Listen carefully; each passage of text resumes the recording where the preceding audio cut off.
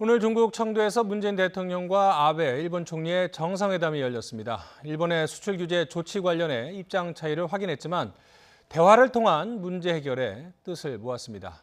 한편 국회에선 어제에 이어 오늘도 그리고 지금 이 시간에도 필리버스터가 진행되고 있습니다. 나이트 포커스 최영일 시사평론가, 김근식 경남대 교수 두 분과 함께하겠습니다. 안녕하세요. 안녕하세요. 네, 먼저 한일 정상회담부터 한번 짚어볼 텐데요.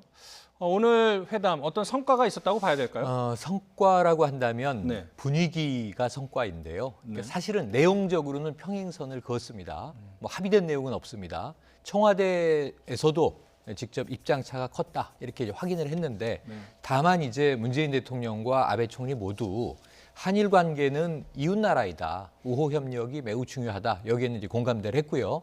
대화를 통해서 풀어나가자. 여기까지는 이제 뭔가 공감대가 형성된 것 같습니다. 그러니까 분위기는 이전에 비하면 상당히 훈훈해진 게 사실이에요.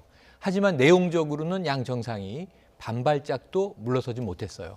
그래서 타결된 것은 없고 앞으로도 지난한 소통의 과정이 있을 텐데 그나마 이제 좀 이 고위급과 또는 이제 실무급에서 대화의 창구가 많이 개설될 것으로는 예견해 볼 수 있겠습니다. 네, 일본의 이 수출 규제 사태 이후 악화 일로를 걷고 있는 한일 관계를 복원하는데 목표가 있었는데요. 먼저 오늘 양국 정상의 모두 발언 한번 들어보도록 하겠습니다. 이제 양국 당국과 당국 간의 대화 해결을 위한 협의가 있습니다. 양국이 이걸 맞대어 지혜로운 세계 방안을 속히 모색하기를 기대합니다. 私としても、重要な日韓関係をぜひ改善したいと考えており、今日は率直な検討感を行いたいと思います。 우리 정부가 이제 지소미아 종료를 한시적으로 유예하기로 하지 않았습니까? 네, 그렇죠. 그 전제 조건이 이제 일본이 우리에 대한 수출 규제를 풀어야 한다고 그랬고 그 시한을 청와대 출입기자는 올해 연말까지라고 했는데 벌써 연말이 다가왔습니다. 그 안에 해결될 수 있을까요? 일단은 그 근본적인 문제 해결을 놓고는 입장차가 확연히 아직도 차이가 있기 때문에 네. 그 부분에 대해서 어떤 합의나 절충이 나오지는 못하고 있습니다. 그래서 일본은 일본 측대로 또 일본 언론들도 한국이 먼저 이른바 이 강제징용 문제에 대한 대법원 판결에 대해서 한일 청구권 협정으로 돌아가라는 입장을 하고 있고요. 우리 정부 역시도 강제징용 문제는 대법원의 문제이기 때문에 대법원의 사법부 판결을 우리 존중할 수밖에 없고 피해자의 의사를 존중할 수밖에 없다는 또 평행선을 달리고 있어요. 그러나 지금 나와 있는 것은 입장차는 그대로지만 문제를 해결해야겠다는 의지는 조금씩 나아지고 있기 때문에 그때 지난 여름에 강대강으로 부딪혀가지고 거의 파국으로 갈 듯한 분위기는 좀 많이 완화가 됐거든요. 실제로 지난 4일날 그 아세안 플러스 3 정상회담에서 이 한일 두 정상이 환담을 했지 않습니까? 잠깐 만나서 환담을 했는데 그 뒤에 분위기 좀 좋아졌습니다. 그래서 환담을 통해서 대화를 통해 문제를 해결하자. 여기에 원칙적 합의를 했고 그 뒤에 진행된 걸 보면 국장급 협의가 시작이 됐고요. 그다음 일본도 그 세 가지 품목 중에서 하나는 일단 풀어주는 방향으로 했고 우리도 역시 말씀하신 것처럼 지소미아는 일단 종료를 유예했습니다. 그러니까 일정적으로 조금씩 문제를 그 풀어나가는 방향으로 조금씩 문제 분위기를 좀 풀어나가고 있기 때문에 오늘 회담은 아까 말씀하신 것처럼 성과는 없고 합의는 없습니다. 그러나 일단 정상회담이 열렸다는 것. 이건 사실은 강제징용 문제로 그 파국으로까지 갔던 한일 관계가 일단 정상회담이 개최됐다는 사실만으로도 일단 문제를 서로 해결해야 될 필요성을 느끼고 있다는 것이기 때문에 이후의 문제에 있어서는 뭐 시한은 정해놓고 있지 못하지만 문제 해결을 위한 의지, 그다음에 문제 해결을 위한 실무급이나 고위급의 협의는 계속될 것으로 보입니다.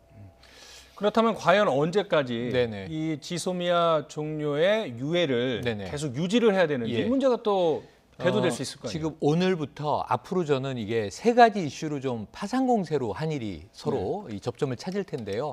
하나는 역사 문제에서 비롯됐다. 아베 총리는 처음엔 부인하다가 뭐 전략적인 문제 때문에 전략 물자를 한국에 수출하니까 북한으로 건너가더라. 이런 얼토당토하는 말로 시작을 했죠. 하지만 시간이 흘러서는 이게 역사 문제 때문이다. 이 1965년 한일 청구권 협정으로 한일 간의 문제가 과거사 문제가 정리가 됐는데 왜 최근에 대법원에서 지난해 10월입니다. 이 강제징용 노동자에 대한 배상을 판결했느냐. 이걸 이제 주로 사법부의 판단인데 우리 정부에게 덮어씌운 양상이었어요. 역사 문제와 경제 문제, 역사 문제에 대한 일본의 경제적 보복, 또 일본의 경제 문제를 들고 나와서 신뢰할 수 없는 나라라고 한 것에 대해서 우리는 안보 문제로 또 보복, 이렇게 꼬였던 거죠. 근데 이 세 개가 분리될 것 같습니다. 지소미아 문제는 현재 이 종료를 효력 정지하고 있는 상황이에요. 어제부로 정확히 한 달이 흘러갔습니다. 네. 연말이 이제 일주일 남았죠. 근데 미국이 이 지소미아는 미국이 원해서 체결된 이 바가 큰데 미국이 1월에 한미일이 만나자라는 얘기를 했어요. 그 핵심적인 이유가 북한 리스크가 커지고 있기 때문에 북한의 도발을 억제하는데 한미일이 안보 공조를 해야 한다. 그럼 1월에 미국 주도로 한미일이 만날 때까지는 우리 정부가 아마 이 효력을 정지시킨 것을 이걸 다시 철회하지는 않을 겁니다. 그러니까 효력 정지가 유지되는 가운데 연말이 지나도 1월까지는 가고 미국의 중재를 우리가 한번 지켜보고 난 후에 판단하게 될 것 같고요. 경제 문제는 야금야금 풀리고 있다. 사실은 이게 어느 쪽이 먼저 잘못을 인정하고 풀 수 있는 게 아니라 조금씩 풀리고 있는데 제일 궁극적으로 우리 대통령이 오늘 7월 1일 이전으로 가야 한다라고 하는 건 뭐냐면 한일 양국이 모두 백색 국가에 다시 올리는 거예요. 양국을. 이건 시간이 좀 걸릴 것 같습니다. 이거는 거의 다 풀다시피 해놓고 마지막에 이제 단추를 꿰 것 같고요.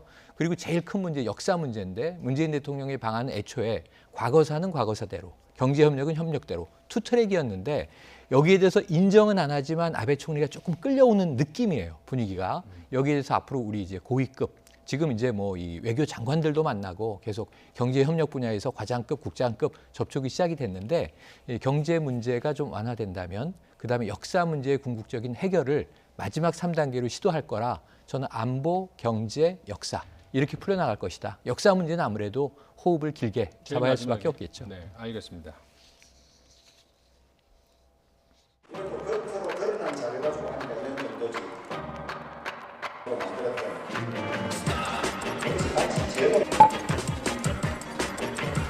의장님, 그 지난번에는 그 잠깐 화장실을 허락해줬다고 하는데 3분 안에 다녀오는 걸로.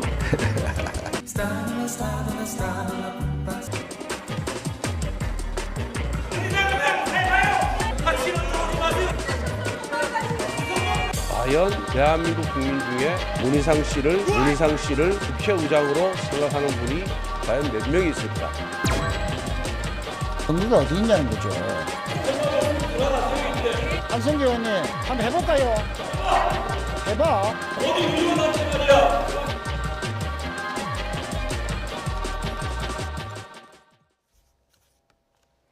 네, 보신 것처럼 어제 밤 9시 50분쯤부터 시작된 필리버스터. 이 무제한 토론을 통한 합법적인 의사진행 방해가 지금도 진행되고 있습니다. 그러니까 한 26시간째 네. 쉬지 않고 달려오고 있는데 지금 국회 상황은 어떻습니까? 지금 제가 이 방송 들어오기 직전까지는 민주당의 기동민 의원이 6번째 이제 주자로 필리버스터를 하고 있었어요. 이번에 좀 특성은 뭐냐면 지금은 이제 전희경 의원으로 넘어갔으면 이제 7번째 주자가 네, 시작이 된 맞습니다. 거죠. 예. 네. 그래서 지금 내일 자정까지니까 내일 크리스마스 자정에 이제 회기가 종료되니까 앞으로 한 6, 7명쯤 더 할 것 같아요. 네. 지금 절반쯤 가고 있다고 보여지고 이 처음에 주호영 그 한국당 의원이 첫 주자로 나설 때 사실은 지금 말씀하신 대로 9시 50분에 이게 뭐 한국당 기습상정이라고 주장을 합니다만 선거법 개정안이 상정되면서 필리버스터가 시작이 됐는데 주호영 의원은 7시 50분에 본회의가 개회될 때부터 필리버스터를 주장했어요. 네. 그것 때문에 아까 돌발 영상에서 보신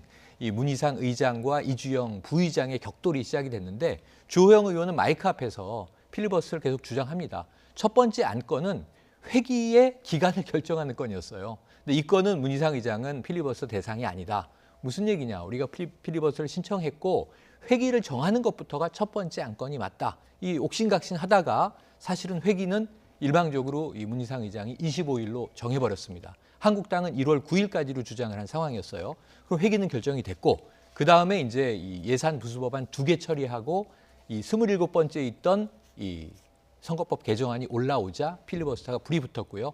첫 번째 주호영 의원이 뭐 예정대로 나와서 이 4시간 가깝게 3시간 59분 필리버스터를 하고 두 번째로 이제 민주당의 김종민 의원. 그래서 어찌 보면 여야가 교차하면서 네. 지금 7번째 한국당 전희경 의원까지 네. 지금 필리버스터가 이어지고 있는데 이게 무제한 토론이기 때문에 뭐 논리적으로 봤을 때는 민주당은 이 긍정적인 측면, 선거법을 왜 개정해야 하는지에 대해서도 우리는 이야기할 것이고 공수처 설치의 이제 필요성이라든가 이런 거 다 그러면 야당하고 맞짱 토론하겠다. 즉 이런 입장이거든요. 네. 아마 회기가 정해져 있는 만큼 야당, 한국당은 시간 끌기 전략 아니냐라고 네. 또 여기 대해서 네. 비판을 하고 있는 상황입니다.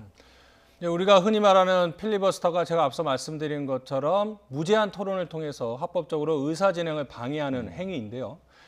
필리버스터가 제가 알기로는 소수 정당이 거대 정당의 횡포를 막기 위해서 필요로 하는 제도인데 지금 거대 정당들이 앞장서서 하고 있고 또 선거법 개정안을 발의한 정당에서도 또 필리버스터를 참여를 하고 있으니 이걸 과연 필리버스터로 봐야 되는지 뭐 대국민 여론, 민심 설득전 뭐 이렇게 봐야 될까요? 그러니까 필리버스터는 말씀하신 것처럼 국회 내에 소수의 이제 최후의 저항 수단입니다. 합법적인. 그리고 이제 다수의 국회 내 합법적인 국회 상정 권한은 이른바 패스트트랙이죠.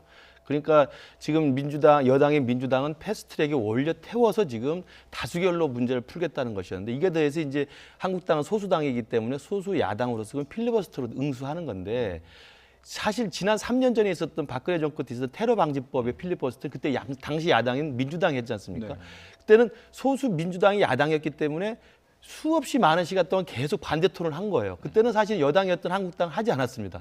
근데 이제 이번 필리버스터의 진풍경은 말씀하신 것처럼 여당도 같이 맞불 토론을 하기 있기 때문에 필리버스터가 힘없는 소수 야당의 최후의 저항 수단 플러스 이 필리버스터를 통해서 여야 간에 서로 쟁점이 되는 법안과 현안에 대해서 각자의 의견들을 무제한 토론하는 그런 또 모습이 보여지고 있는 거죠. 그러니까 어떤 의미에서 좀 긍정적인 변화라고 생각합니다. 국회법상으로도 지금 국회에서 해석하는 걸로는 필리버스터를 반드시 여당이나 그 법안을 올린 상정한 측에서 못한다는 규정은 없기 때문에 할 수가 있는 것이죠. 그래서 사실은 일단 여당은 여당대로 좀 여론전을 펴고 있는 거고 야당은 야당대로 최후의 저항을 하고 있는 거고 그러나 회기는 정해졌기 때문에 회기가 끝나는 26일 자정까지는 두 여야 의원들이 서로 번갈아 가면서 자기들의 주장을 지금 계속 국민을 상대로 설득을 하려고 할 것입니다. 그러니까 어제 밤 9시 50분부터 이제 쉬지 않고 여야 의원들이 번갈아 가면서 토론을 하고 있는데요.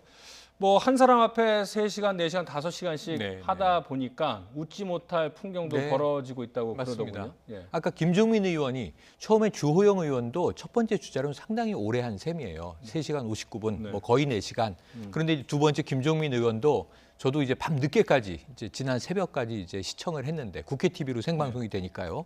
그런데 이제 이게 4시간 30분 넘겼어요. 그러다 보니까 중간에 화장실 문제가 생깁니다. 이게 뭐 사람의 생리 현상이야 자연스러운 것 아니겠습니까? 그래서 뒤를 돌아보는 장면 아까 나왔는데요. 문희상 국회의장에게 자, 화장실 갔다 올 시간을 달라. 지난번 19대 국회 말 아까 말씀하셨던 테러 방지법 때도 그때는 뭐 한 10시간 넘긴 의원들이 한 4명 정도 있었어요. 이런 상황이다 보니까 이제 화장실을 가도록 허락해 주는데 사실 저는 조금 이게 민망한 상황입니다. 뭐 조용히 얘기하면 자연스럽게 한 3분 정도 시간을 뭐 주는 것은 큰 문제가 없고 의장의 직권으로 보이거든요. 그런데 이게 참 초등학교 학생들도 아니고 이제 발언하다가 이 의원들이 화장실 허락을 받고 다녀오고 하는 상황들이 조금 또 이제 웃픈 모습이다 이런 생각도 듭니다.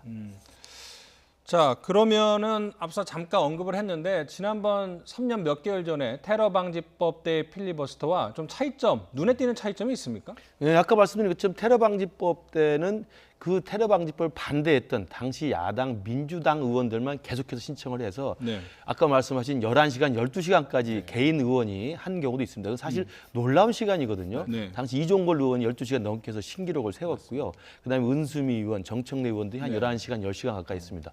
사실 단상에 서가지고 아무리 자기가 논리에 해박하다 하더라도 사실 그 반대 이유를 11시간, 12시간 하는 건 쉬운 일은 아니거든요. 물론 중간중간 뭐 다른 이야기 섞어서 합니다만은 그래서 그런 진기록이 하나 풍겨 있었는데 이번에 지금 진행되는 필리버스터는 드린 것처럼 여당 의원이 같이 나와서 맞불 토론을 하고 있다는 거죠. 그러니까 첫 시작은 지금의 선거법을 반대하는 한국당의 주호영 의원이 시작했지만 그 다음 또 바로 여당 의원이 또 신청을 해서 여당 의원인 나와서 또 다 같이 반대 의견을 내서 김종민 의원이 사실 더 많은 시간을 또 제한 토론을 했기 때문에 이번에 차이점은 여야가 번갈아가면서 지금 맞불 토론을 하고 있다는 것이고요. 두 번째로는 회기가 정해져 있기 때문에 필리버스터는 회기까지만 가능합니다. 맞습니다. 그래서 지난 3년 전에 있었던 테러 방지법 법안에 대한 필리버스터는 회기 끝까지 갔기 때문에 사실은 10며칠 동안 갔었어요. 그러니까 그게 굉장히 중요한 오랫동안 갔던 것인데 이번에 26일 자정까지만 정해져 있기 때문에 계속 4시간, 5시간씩 한다 하더라도 제한된 시간은 결국 마감이 될 수밖에 없는 한정이 돼 있다는 것이고요. 또 하나 차이점은 이 필리버스터 법안에 대해서 이 한국당은 이 공수처법이나 선거법이 부당하게 상정한 거기 때문에 저항하는 수단인 걸 막겠다는 수단입니다만 지난 테러 방지도 봤습니다만 필리버스터는 막을 수는 없는 겁니다. 그 법안의 상정과 표결을 막을 수는 없고 어차피 통과될 그 다수결의 그 통과 과정을 소수 야당이 저항하는 것을 역사 속에 남기는 것 외에는 사실 의미가 없어요. 그런 의미가 있기 때문에 네. 지난번 테러 방지법과 이번 선거법도 필리버스터는 마지막 저항하는 몸부림이지만 막을 수는 없는 수단이다. 이걸 좀 명심해야 될 것 같습니다. 지금 이제 그래픽 보시고 있는데요. 저희가 이제 5명까지 준비를 했는데 지금 현재는 7번째 주자가 필리버스터를 하고 있습니다. 첫 번째 주호영 자유한국당 의원이 3시간 59분 했고 김종민 더불어민주당 의원이 4시간 31분, 권선동 자유한국당 의원이 4시간 55분, 최인호 더불어민주당 의원이 3시간 39분, 지상욱 바른미래당 의원이 2시간 49분, 이어서 기동민 민주당 의원이 했고 지금은 자유한국당 전희경 의원이 네, 맞습니다. 하고 있죠. 그래서 7번째 주자죠. 숫자로 보면 한국당이 3명, 민주당도 3명, 바른미래당 1명 이렇게 예. 7명이 하고 있는데 3년 10개월 전 그래픽도 한번 저희가 준비를 했습니다. 네. 그때 가장 길게 필리버스터를 했던 의원은 당시 민주당의 네. 원내대표였죠. 이종걸 의원이 무려 12시간 31분을 했습니다. 당시 민주당이 참여 인원 수가 38명, 총 필리버스터 진행 시간은 192시간 25분, 9일 동안 했다고 합니다. 맞습니다. 테러 방지법 저지를 위해서 1973년 폐지된 뒤에 처음 필리버스터가 도입이 됐다고 하는데 자 보니까는 우리나라에서 가장 처음 네. 필리버스터를 했던 의원은 김대중 전 대통령이었다고 고 김대중 하더군요. 대통령이죠. 예. 64년도고요. 64년도에 동료 의원의 구속동의안을 막기 위해서 네. 이게 우리가 이제 법안이나 안건이 상정됐을 때 회기 끝까지 만약에 필리버스터를 해서 표결 처리가 안 되면 폐지되는 안건이나 법안이 폐지되는 경우가 있어요. 그 예를 들면 국회의원 체포동의안이라든가 이런 것들이 시한이 정해져 있는 안건들인데 이 경우에 이제 김대중 대통령 당시엔 의원이었습니다. 동료 의원의 이제 구속동의안이 부당한 권력에 의한 이제 탄압이다 하는 것을 이야기하면서 이때도 상당히 장시간을 했었는데 최근에 10시간을 넘기는 게 바로 지난 필리버스터 3년 전에 3건이 나오면서요. 지금 아까 이종걸 의원의 12시간 30분을 넘긴 필리버스터와 이 총 합쳐서 38명의 의원이 192시간을 넘겨서 9일 동안 필리버스터를 한 게 현재 세계 신기록입니다. 네. 그러니까 우리나라에서 필리버스터는 세계 신기록 보유를 개인으로도 가지고 있고 단체로도 가지고 있는 셈이 됐어요. 그런데 우리나라에서 필리버스터의 기원은 64년 고 김대중 대통령이 시작이다 이렇게 볼 수 있겠습니다. 네, 이번 임시회 회기가 성탄절 내일 자정이죠. 끝나기 때문에 네. 뭐 지난번처럼 많은 의원이 참여할 수도 없고 없습니다. 장시간 누군가가 혼자 독점적으로 할 수도 없는 없습니다. 상황이겠군요. 네네 맞습니다. 그래서 지금 예상컨대는 앞으로 한 25시간 후면 네. 필리버스터는 이 자정 시간과 함께 회기가 종료되면서 네. 자동으로 마감이 되는데요. 제가 예측컨대는 뭐 평균 2시간을 하는 경우에 한 8명 의원들이 할 수 있고 지금 이제 이 정의당도 있어요. 이정미 의원도 지금 필리버스터 나서게 돼 있는데 지금 민주당, 한국당만 교체하고 있는 상황에서 네. 지상욱 의원, 바른미래당 의원이 이제 한 분이 먼저 했고 뒷부분엔 또 정의당 이제 이정미 의원의 이제 순서가 있습니다. 네. 아마 거기까지 쭉 가고 나서 이 크리스마스가 끝나는 자정에 종료될 것으로 보여지는데 이 몇 명이 할지 모르지만 지난번 19대 국회 말에 테러 방지법 필리버스터를 깨기는 어려워 보입니다. 자, 성탄절 내일 회기가 종료되면 민주당이나 문희상 국회의장은 바로 그 다음 날 26일 목요일에 임시회를 또 소집한다는 얘기 아니겠습니까? 그렇죠. 근데 지금 선거법 개정안은 그렇다 치더라도 지금 공수처 설치법도 있고요. 검경 수사권 조정안도 있고 다른 이제 쟁점, 네. 비쟁점 법안도 있지 않습니까? 그럼 그 처리 순서는 어떻게 되는 겁니까? 그러면 한국당이 또 거기에 대해서 일일이 또 필리버스터를 그렇죠. 하게 되는 건가요? 그러니까 사실은 이제 연말을 우리 국민들은 굉장히 그 지루한 게임을 봐야 됩니다. 근데 법에 정한 거기 때문에 어쩔 수가 없어요. 일단 선거법을 일단 23일 날 문희상 의장이 기습 상정을 했고 네. 상정을 하면 표결을 붙일 수밖에 없는데 그 표결을 막기 위한 소수 정당의 정당한 의사 진행 방해 행위로서 필리버스터까지 회기까지 가니까 내일 자정까지 가는 거고요. 그럼 회기가 끝납니다. 그러면 지금 민주당은 또 임시회의를 또 하루짜리나 이틀짜리를 지금 또 신청을 합니다. 그럼 26일 날 또 임시회의가 열리죠. 열리면 똑같은 패턴이 반복이 되는 겁니다. 그리고 문희상 의장이 회기 결정의 건을 또 상정을 하고 회기 결정의 건을 해서 그게 이틀이든 3일이든 회기 결정을 하고요. 그리고 회기가 정해지지 않습니까? 그러면 이 선거법이 어떻게 되냐? 그 국회법이 어떻게 돼 있냐면 이전 회기였던 이번에 지금 진행하고 있는 필리버스터 대상이었던 선거법은 필리버스터가 종료됐으니 26일 날 새로 열리는 임시회기에는 그 종료된 필리버스터 그 안건에 대해서 바로 즉시 상정해서 표결에 붙이게 됩니다. 그렇죠. 선거법을 바로 표결에 붙이게 되는 거죠. 그럼 표결에 붙이면 과반수가 확보가 되면 통과가 되지 않겠습니까? 그럼 선거법은 통과가 되는 거예요. 그럼 그다음 문제가 되는 게 공수처법 아니겠습니까? 그럼 공수처법을 또 문희상 의장이 상정을 하면 또 한국당은 필리버스터 시청을 하겠죠. 그러면 지금 했던 것처럼 똑같이 그 회기가 끝나는 날까지 필리버스터로서 시간을 계속 토론하게 되는 거죠. 그러면 그게 또 끝나면 그다음 회기가 또 다시 또 회기 신청을 해서 임시국회가 소집이 되면 회기를 결정하고 또 그때는 공수처법에 대한 필리버스터가 끝났으니까 그렇죠. 공수처법은 바로 즉각 상정이 돼서 표결에 들어갑니다. 네. 이런 식으로 계속 쪼개기 임시국회를 열어가지고 여당에서는 공수처법, 그다음에 검경수사권 조정, 그다음에 검찰 조직법, 그다음에 또 유치원 3법 등등 민생 법안을 통과시키겠다는 것이어서 연말 내내 아마 우리 국민들은 한국당의 필리버스터 토론, 그다음에 민주당의 상정과 표결 이것들을 임시국회 쪼개는 방식으로 해서 아마 진행되는 것을 봐야 될 것 같습니다.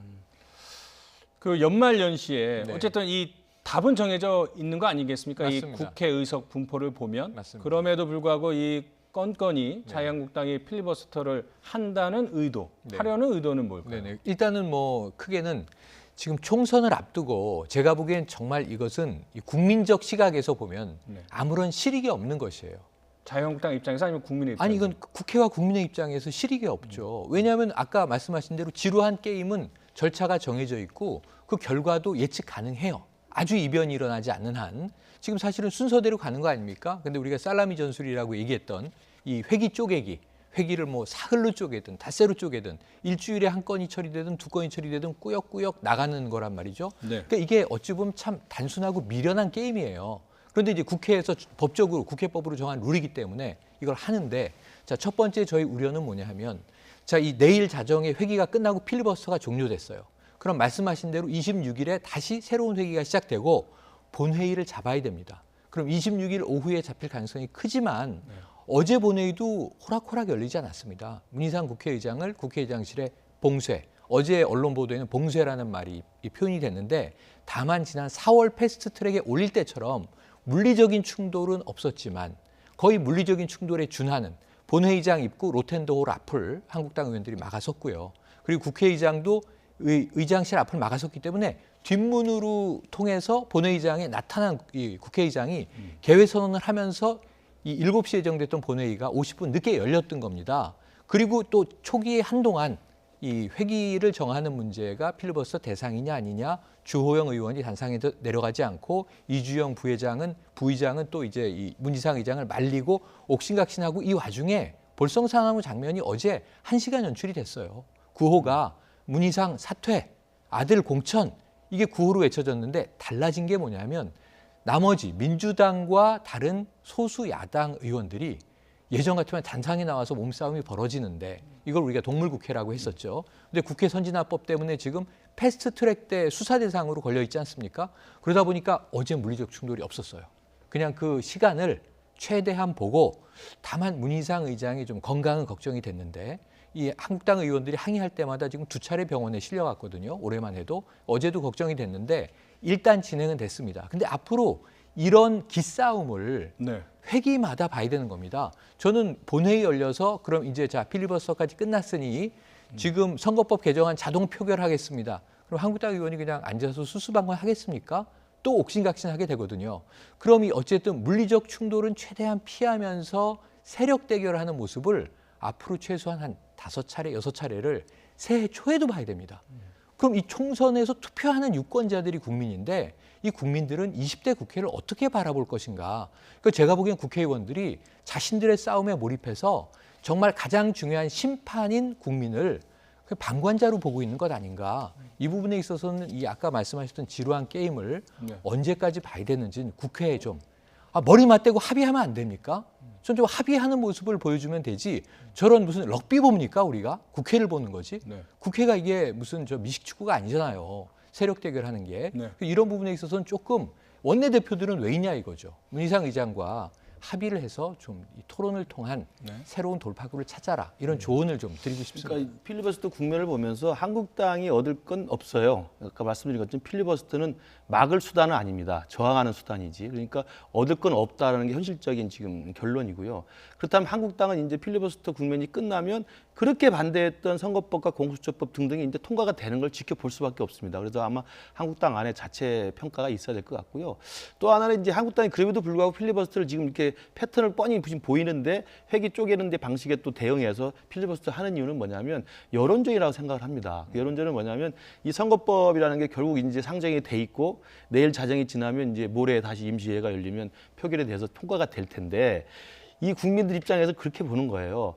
이러한 선거법 정도 하려고 이 난리를 쳤나. 사실 그렇죠. 민주당에 대한 시선도 굉장히 싸늘합니다. 그러니까 한국당 그걸 알고 있어요. 물론 한국당도 이 선거법과 공수처법이 2대 악법이라고 말은 했지만 막을 수 있는 현실적 효과적 수단을 하나도 쓰지 못했어요. 그러면서 원내 전략이 실패라는 비난을 받지만 또 한편에서는 아마 한국당 이렇게 두드러 맞는 이 피해자의 어떤 심정을 계속 보여주고 필리버스터를 통해서 부당함을 설명하면서 여론 전체적으로는 민주당이 그렇게 패스트트랙하면서 몸싸움하고 수십 명을 경찰에 지금 수사를 받는 상황이고 그러면서 선거법이 정치개혁의 무슨 화두이고 상징인 양 이야기했지만 결론 나온 것은 의석수 그대로 그다음에 연동형도 50%. 연동형에 또 캡을씌워서 사실 준준 연동형이라고 하는 희귀망측한 이 선거법을 만들어 놨거든요. 결국은 범여, 친여, 군소 정당의 의석수만 몇 개 올려주는 것 외에는 아무런 개혁 조치가 없습니다. 네. 국민들이 그걸 알고 있거든요.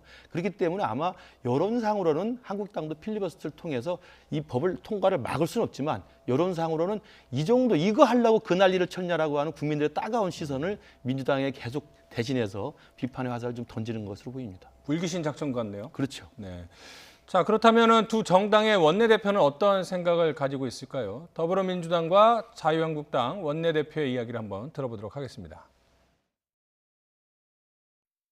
민주당은 본격적으로 시작된 무제한 토론을 통해서 그동안 자유한국당이 얼마나 많은 왜곡을 해왔는지 우리 국민에게 직접 알리는 치열한 개혁 토론을 전개할 계획입니다.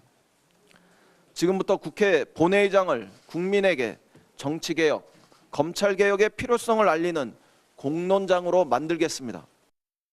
연동형 50%를 도입하는 나라는 전 세계에 하나도 없습니다. 앞으로 두고 세계적으로 비웃음거리가 될 것입니다. 어제 문희상 국회의장 참으로 추했습니다.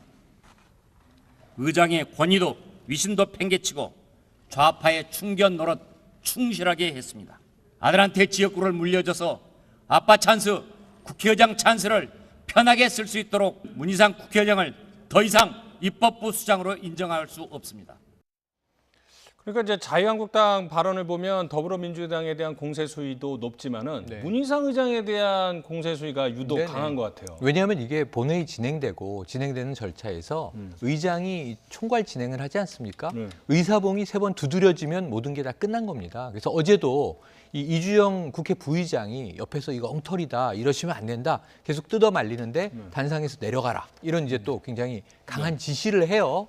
그런데 의사봉이 두드려지는 순간 그냥 뭐 불법이다 어떻다 싸워도 흘러가는 겁니다. 국회 일정이. 그러니까 문희상 의장이 어떤 스탠스를 취하느냐가 한국당 입장에서는 중요하다 보니까 이제는 정말 한 명의 실권자를 타격하는 형태로 어제 뭐 문희상 의장만 둘러싸고 문희상 의장에 대한 비토가 많이 나왔어요. 그래서 저는 문희상 의장의 건강도 걱정되더라 하는 말씀을 아까 드렸던 건데 근데 문제는요. 아까 김 교수님 말씀하셨지만 심재철 의원이 이런 얘기를 했죠. 자, 누더기가 되다 못해 걸레가 된 선거법 개정안이다.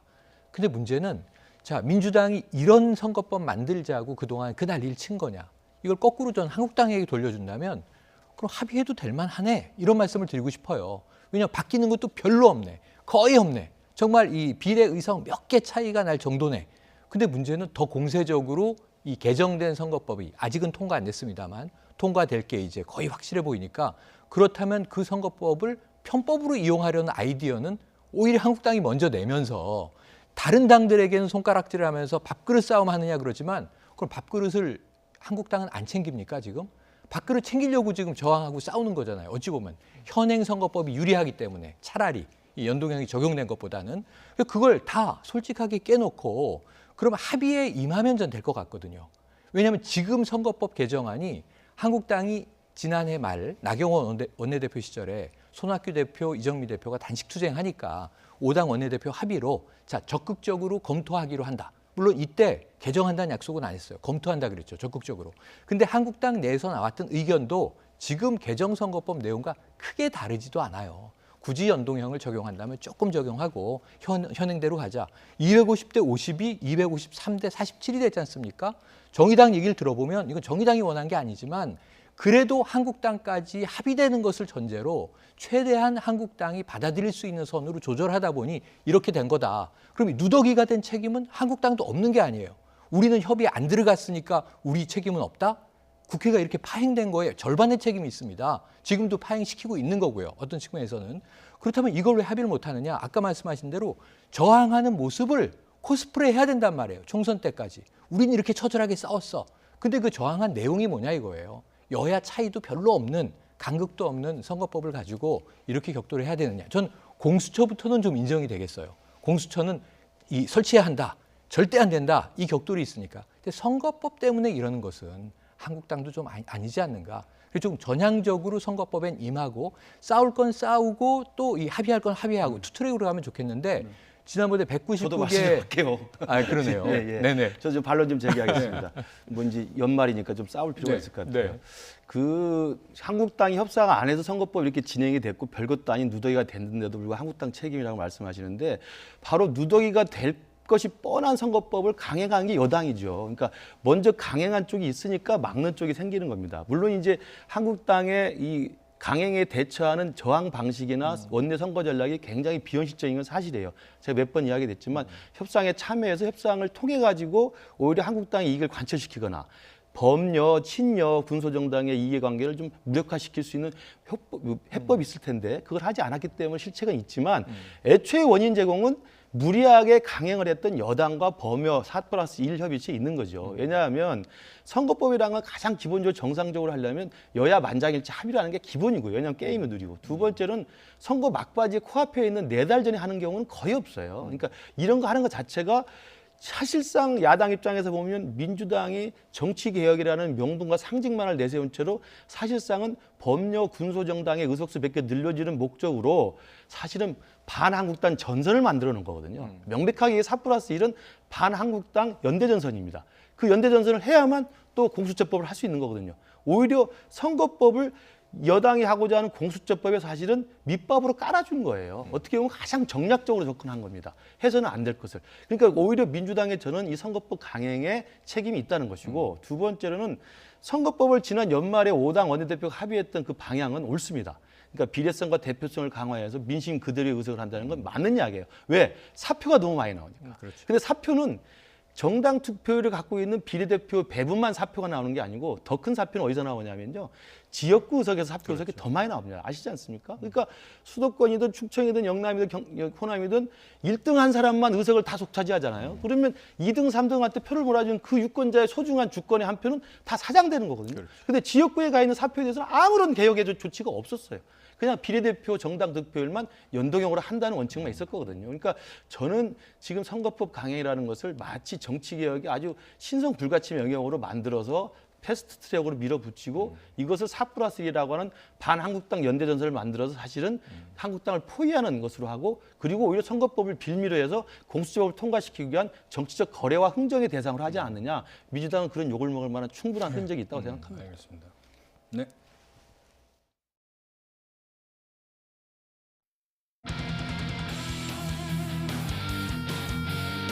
그러면 20석을 더 얻을 수 있는 비례한국당을 만드는 것이 당연한 거 아니겠어요? 그게 뭐가 잘못된 겁니까?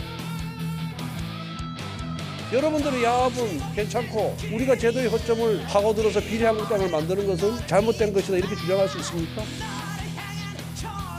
비례민주당 만드는 게 어렵지 않습니까? 공식적으로. 패스트트랙으로 어렵게 통과시킨 선거법 취지와 어긋나잖아요. 쉽진 않겠죠.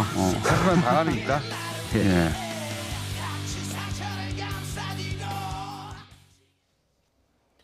일단 지금 같은 분위기라면 선거법 개정안이 만약에 조만간 통과가 되면 자유한국당은 비례한국당을 만들 것 같군요. 네. 아니 공식화했습니다. 네. 오늘 김재원 이제 정책위 의장이죠. 공식적으로 비례한국당을 우리는 창당하겠다라는 선언을 오늘 했기 때문에 모든 보도가 공식화 이렇게 돼 있는데 그러면은 제가 다시 여쭤볼게요. 아까 이제 김문식 교수님 말씀하신 것의 연장선상인데 왜 필리버스터를 지금 하죠? 비례한국당을 만든다고 오늘 선언을 했으면 왜 선거법을 막죠? 그러게요. 개정을 전제로 해서 개정 이후에 우리가 최대 이득을 얻을 수 있는 지금 아이디어를 냈고 그 아이디어로는 저런 이 이론적인 논리가 가능하지만 저걸 실현할 수 있겠느냐, 꼼수 아니냐, 뭐 여러 가지 비판이 쏟아지고 있는데 하겠다, 오늘 이렇게 선언했어요. 그러면 필리버스터를 거둬야죠. 그래서 아까 제가 선거법에 대해서만 거두라고 한 거고 다시 1년 전으로 돌아가서 간단하게 제가 환기를 시켜드리겠습니다. 아까 적극적으로 검토해보자, 나경원 원내대표. 정의당이 그때 몸이 달았습니다. 지난해 연말까지 합의안을 만들자. 근데 민주당은 연말까지는 어렵다. 한 1월까지 만들자. 근데 1년 전에 뭐가 됐습니까? 하나도 안 됐잖아요. 그러니까 다른 당들이, 여러 당들이 한국당에게 물어봐요. 한국당만 지금 안을 안 내셨습니다. 안을 내십시오. 그랬더니 300석 모두 지역구, 비례대표 없음. 이거는 12월에 한 얘기랑 달라졌잖아요. 그 다음에 다시 또 물어보니까 패스트트랙 때 뭐라 그랬습니까? 10% 의원 줄인다. 270석 몽땅 지역구. 이게 지금 한국당 아니에요. 그 다음에 안이 없어요. 그럼 여기에 무슨 비례성과 대표성이 어디 들어가 있습니까? 비례대표 자체를 날려버리는 안을 냈잖아요. 그럼 근데 지금 비례정당을 만든다는 거 아닙니까? 한국당이. 그럼 지금 다른 정의당이라든가 대한신당이라든가 민주당 2중대다, 3중대다 비판을 하는데 자신들은 아예 무슨 정당 공장처럼 정당을 만들겠다는 거예요. 직접 선언을 하고 국민들에게. 이건 저는 정치에서 처음 보는 거거든요. 이론적으로 최대 이득을 얻을 수 있는 시뮬레이션이 될지 모르지만 저는 이건 국민들을 표주는 기계라고 생각하는 발상이다. 저는 한번 이대로 만들어서 치러보라고 말씀드리고 싶습니다. 합쳐서 몇 석 되나 한번 저 보고 싶습니다.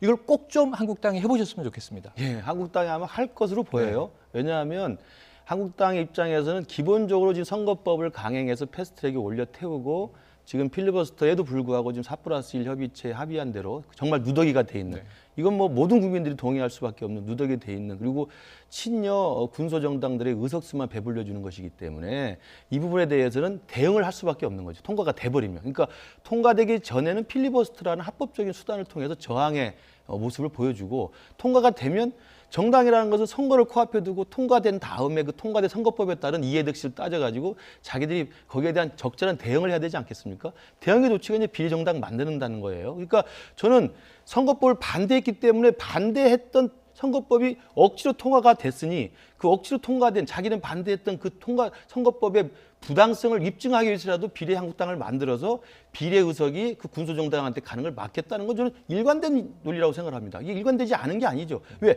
반대했는데 반대한 것들이 통과됐는데 우리는 그게 정말 부득이하게 막을 수가 없어 통과가 됐는데 통과됐다고 한다면 이걸 무력화시켜야 되지 않겠느냐. 이 법의 취지와 법의 효과를. 그래서 비례한국당이라는 것이 저는 묘수로서 나올 수 있다고 생각해요. 물론 한국 정치에서 정당이 똑같이 꼼수를 써가지고 위성정당을 만드는 건 욕을 먹겠지만 그럼에도 불구하고 그 이전에 이 선거법 강행의 부당성과 어떤 절차적 하자를 계속 주장했기 때문에 그 강행해버려서 통과돼 버린 그 선거법의 효과와 취지를 온몸으로 보여주기 위해서라도 비례한국당을 만들겠다는 걸로 가는 거거든요.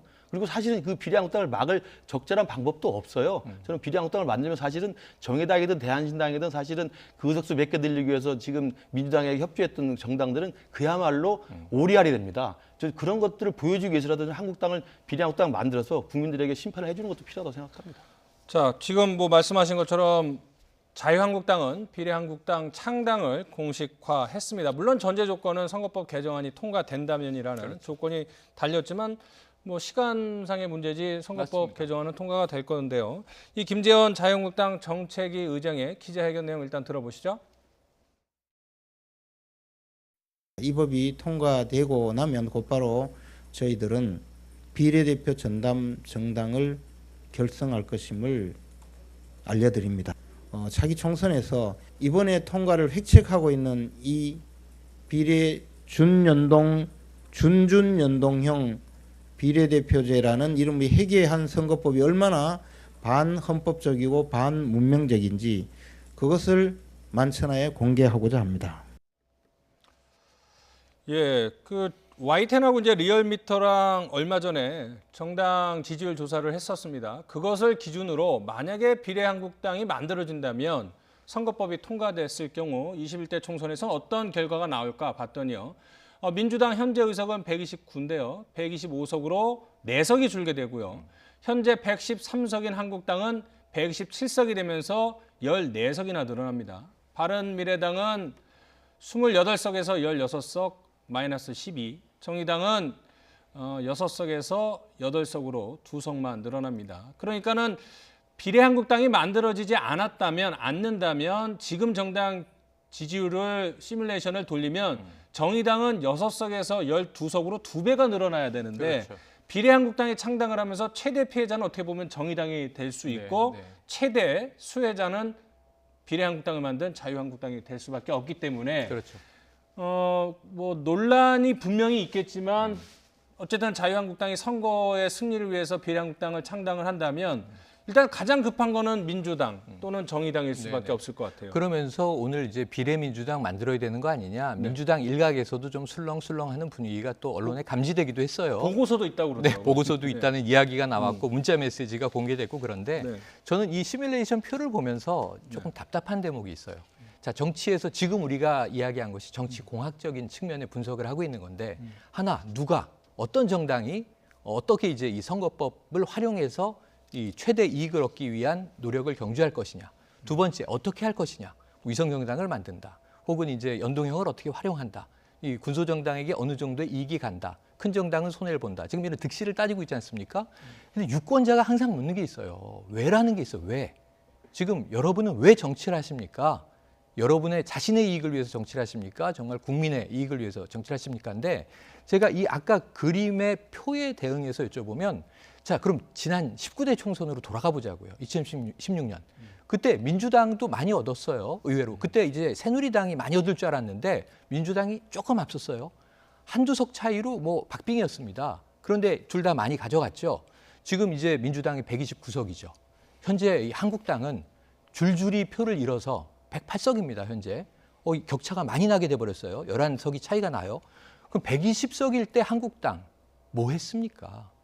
지금 민주당에게 똑같은 질문 돌려드릴 수 있어요. 129석의 제1당 민주당 뭐 하고 있습니까? 국민들이 지금 바라보기에 2019년이 드디어 이제 문을 닫고 내년 4월이면 또 국회는 새로 문을 열어야 되는데 그 표를 유권자가 쥐고 있다고요. 정당이 이거는 그냥 이렇게 밭에 떠다니는 표를 긁어모으는 게 아니고 내가 결심을 하고 어떤 당에 어떤 이유로 표를 주겠다라고 유권자는 표를 주는데 우리 유권자가 얼마나 현명하냐면 전략 투표를 했어요. 지역구를 예를 들면 A당을 주면 정당 지지는 내가 B당을 해야지. 전략적 투표를 해온 얘기를 우리가 많이 분석을 했어요, 그동안. 그럼 지금 자, 비례도 한국당이고 지역구도 한국당이에요. 그럼 정당 지지도 한국당이 주고 이 지역구도 한국당 찍어달라고요? 여기 유권자가 다 동의하겠습니까? 일부 강성 지지층은 이렇게 움직이리라고 봅니다. 전 중도층이 하나도 무섭지가 않은 것 같아요. 그러니까 유권자의 선택과 판단, 이것이 지금 빠져있는 상태의 기계적인 시뮬레이션이다. 저는 그래서 지금 이제 나와 있는 지금 현재 정당 지지율로 이 개정된 선거법을 적용했을 때 이런 표가 나오는 건 수학적 사실이지만 유권자의 마음은 심리적인 것이다. 좀 다른 차이가 보일 것이다라고 생각을 해봅니다. 그렇기 때문에 저 시뮬레이션 결과가 나오는 거에 따라서 차이가 나는 것 자체가 이 선거법이 엉망이라는 거예요.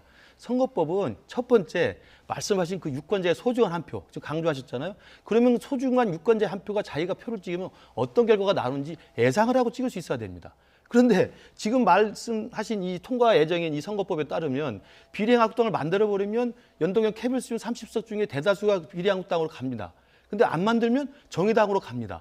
이런 엉터리법이 어디 있습니까? 이게 어떻게 민심 그들의 의석이고 국민들이 유권자가 자기 소중한 한 표를 행사했을 때 이 행사가 이렇게 만들면 이쪽으로 가고 이렇게 만들면 이쪽으로 간다는 걸 어떻게 그걸 납득할 수 있겠습니까? 이것은 오히려 이런 누더기 선거법을 만들어버린 4+1에 대해서 국민들이 분노가 더 커진다고 생각을 해요. 그 부분은 좀 명심해서 말씀드리고 싶고요. 또 하나는요.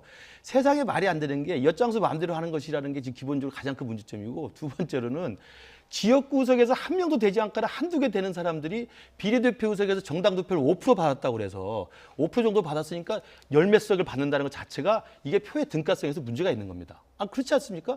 그다음에 거대 정당 한국당이나 민주당 같은 건 지역구에서 만약에 100석 이상을 받아버리면 그렇게 많은 득표율을 정당 득표율 30%를 받는다 해도 비례에서 한 석도 못 받는 거예요. 이게 어떻게 표의 등가성이 됩니까? 그냥 여당 민주당 이중대 노릇을 하고 있는 것을 평가받고 있는 범여, 친여 군소정들한테 의석수 그냥 앵겨주는 것밖에 안 되는 겁니다. 국민들이 똑똑히 다 알고 있어요. 제가 애초 작년 말에 5당 원내대표가 했던 비례성과 대표성을 강화해서 의석 그대로의 민심이라는 것은 지역구 사표도 방지하고 정당 투표에 따라서 비례성도 강화하고 그리고 사실은 이러한 연동형이라는 비례대표를 만들려면 사실 개헌이 우선인 게 맞습니다. 이건 모든 정치학자들이 동의하는 거예요. 내각제에 맞는 이게 다당제 하에서 연합 정치가 가능한 게 연동제거든요. 그러니까 이 부분을 무리하게 지금 강행을 해서 사실은 누더기를 만들었을 뿐만 아니라 국민들이 봤을 때는 자기가 던진 이 주권자의 표 하나가 어디로 가는지도 알 수 없게 만들어 놓고 이렇게 하면 엿장수 마음대로 되고 저렇게 하면 엿장수 마음대로 되는 이런 식의 누더기법이 어디 있습니까? 제가 볼 때 국민들이 더 똑똑히 알 거라고 생각합니다. 오늘 이 선거법 개정안 비례한국당 관련해서 두 분의 열띤 토론을 잘 들었고요. 예.